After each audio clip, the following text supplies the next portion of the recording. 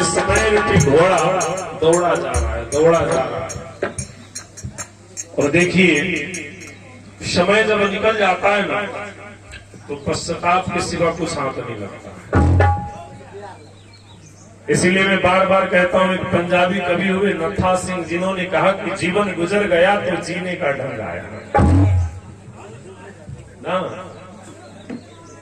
उसके जीवन बीत गया, बीतने के बाद यदि समझ में आए कि हमें यह जीवन कैसे जीना चाहिए तो उस समय पश्चाताप के अलावा कुछ हाथ लगने वाला है। ऐसे ही एक बहुत बढ़िया प्रसंग है सुंदरकांड का,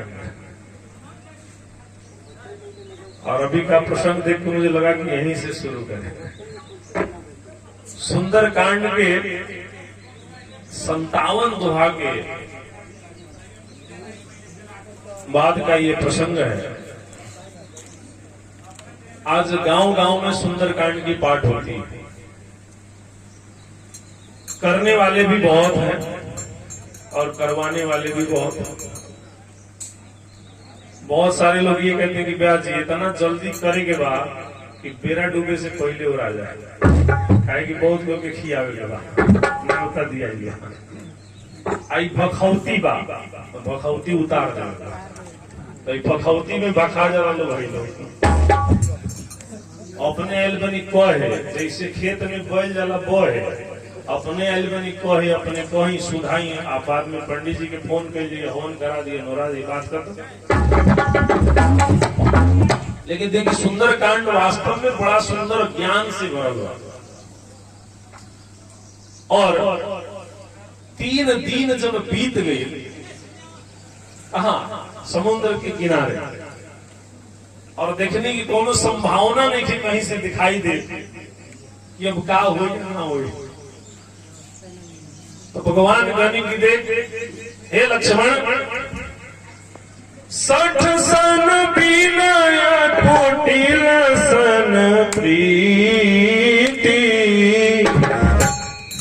सहज कृपण सन सुंदर नीति।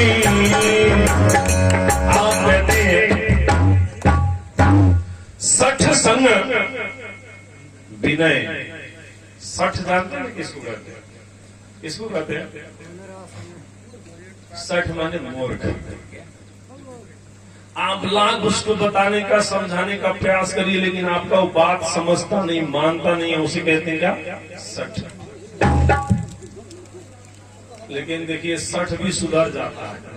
60 सुधर रही 70 आई। बोलो सियावर रामचंद्र की।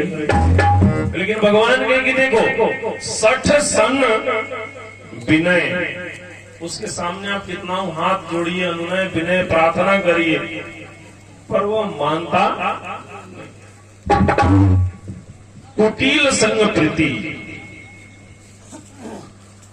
जो कुटिल यानी मन में कपट, छल, द्वेष आदि रखने वाले और छिप करके बदला चुकाने वाले, जो स्वभाव से सरल नहीं होते, ऐसे को कहा जाता है कुटिल। कुटिल गति से चलने वाला कौन होता है? कौन होता है? सबसे कुटिल गति होता है सांप का। कैसे चलता है?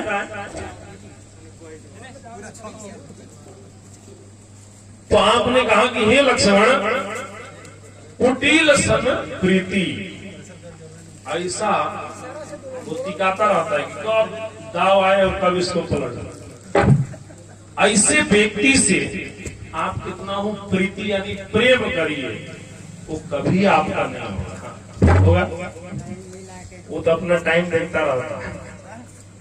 60 सन विनय कुटिल सन प्रीति, सहज कृपण सन सुंदर नीति। और स्वाभाविक ही कंजूस है, जो चाहता नहीं है वो पैसा पैसा का हिसाब लगाता। ऐसे कंजूस व्यक्ति से आप सुंदर नीति की बात करिए। जैसे बाबा जी ने भी कहा जाते कि नीति शास्त्र कहता है कि 4 स्थान में जाइए तो खाली हाथ नहीं जाना चाहिए, लेकिन उसमें जो कृपण लोग हैं ना वो उसमें भी दिमाग लगाते हैं।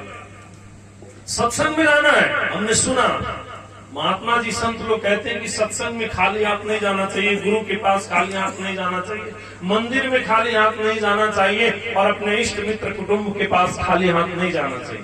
बात तो सही है, लेकिन वहां भी दिमाग लगाते हैं। सिमरौनगढ़ में आम बिक रहा है, एक ही ठेला पर 2 अलग अलग ढेरी लगा हुआ। भाई वाला कैसे है? 100 रुपया में 2 किलो। आई कैसे है? 1 से 10 रुपया किलो। तो मन में अगला विचार करता है देवे के ना, 1 से 10 वाला ले जाके कहो 100 रुपया में 2 किलो वाला देता।